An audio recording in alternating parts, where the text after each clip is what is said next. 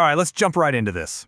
Every single day, we're trusting our lives to materials that have been tested to their absolute breaking points. From the steel beams holding up the bridges we drive across, to the composite wings on the airplanes we fly in, material testing machines literally ensure our modern world doesn't just fall apart. But here's the multi-million-dollar question for you. Who tests the testing machines, right? I mean, how do we actually know their force measurements are accurate? Well, that's exactly what we're going to cover in today's explainer. We're breaking down the internationally recognized standard that answers that exact question, ISO 7500-1-2018. It is pretty much the definitive, ultimate guide for the calibration and verification of force measuring systems in static, uniaxial testing machines. So here's our roadmap for this explainer. We're going to walk through this exactly how a technician would on the lab floor. We'll hit the general inspection setup, determining indicator resolution, the physical calibration procedure, assessing errors and classification, and finally, the verification report. Now, before we even think about touching a piece of equipment, we really need to nail down our vocabulary, because people mix these up all the time. Section 3 of the standard gives us two fundamentally different terms. First up is calibration. This is strictly the operation of establishing the relationship between the force values the machine says it's applying and the true values measured by a highly accurate force-proving instrument.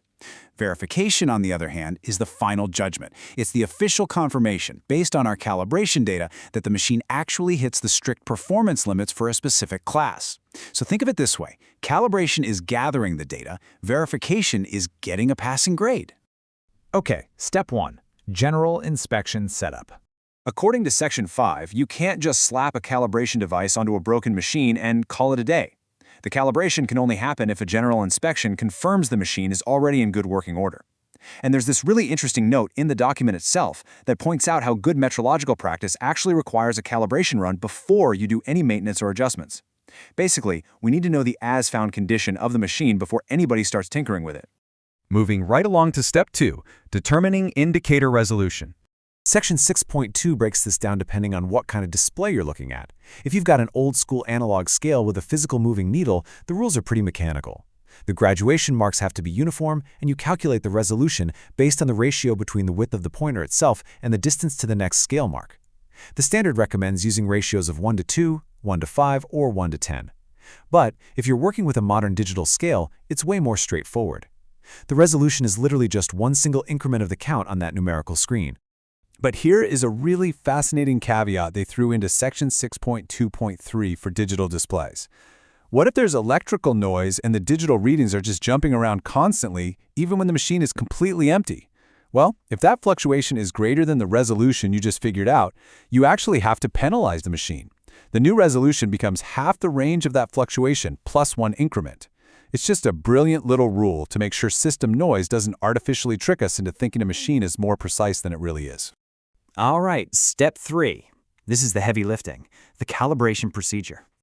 Section 6.4.1 lays down some incredibly strict alignment rules, mostly to minimize bending effects that could totally ruin our data.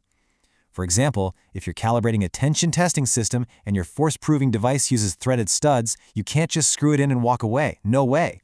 The standard strictly requires you to rotate the force-proving instrument by an angle of exactly 120 degrees between each series of measurements. That ensures any tiny physical biases in the metal threads are averaged out over the test. And get this, you even have to control the air in the room.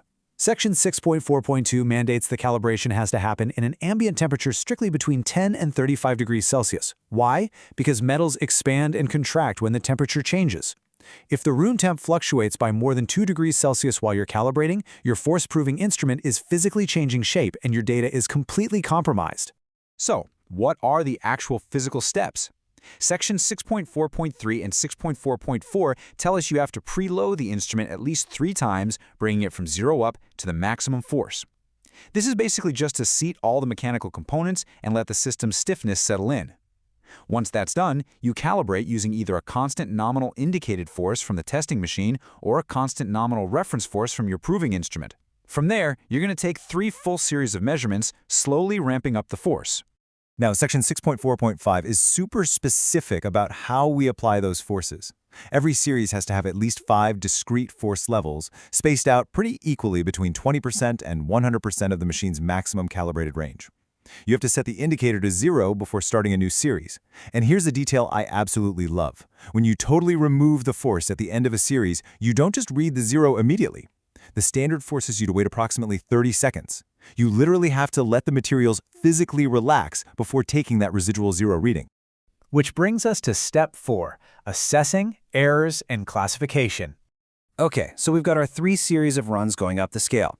But what does it all actually mean? How do we take that raw physical data and mathematically prove this machine is accurate enough to trust with, public safety? We have to calculate a whole suite of very specific errors: relative indication error, relative repeatability error, and in some cases, relative reversibility error. If you look at the guidelines in section 6.4.8, you'll see a schematic diagram that perfectly visualizes this reversibility error. When it's required, you calibrate by applying forces going up the scale, and then you take measurements going back down the scale with decreasing forces. If you map that out, you'll see a gap between the ascending curve and the descending curve at the exact same force level. That gap? That's your relative reversibility error. It basically exposes how much mechanical hysteresis, or internal friction and lag, is hiding inside the machine's load cell. And all of those intense, complex calculations ultimately funnel right into Table 2. This table is the ultimate judge. It completely dictates whether your machine earns a Class 0.5, 1, 2, or 3 rating.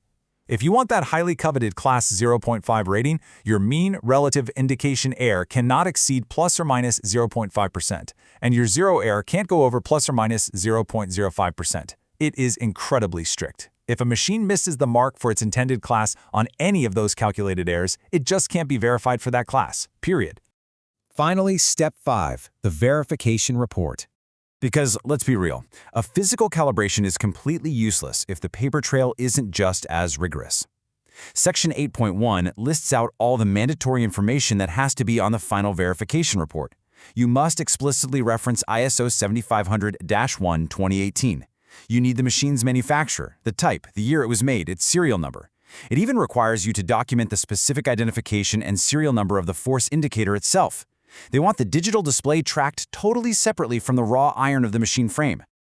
Honestly, we do all of this: the obsessive temperature control, the 120-degree rotations, the 30-second zero weights, the brutal error math, just to fulfill this one single sentence from the scope of the standard. Verification is the confirmation that the performance properties achieve the limits for a specified class. It is the definitive, documented proof that the machine is telling us the truth. I think this brilliantly illustrates the bigger picture of what we're talking about today. Every single time you drive over a massive suspension bridge, or your flight hits a patch of rough turbulence, you are blindly trusting the materials holding you up. But that trust isn't really just built on the steel or the carbon fiber, is it? It's built entirely upon this invisible foundation of heavily regulated, insanely precise calibration. So the next time you find yourself marveling at a modern engineering masterpiece, ask yourself, just how accurately was the machine that tested those materials calibrated?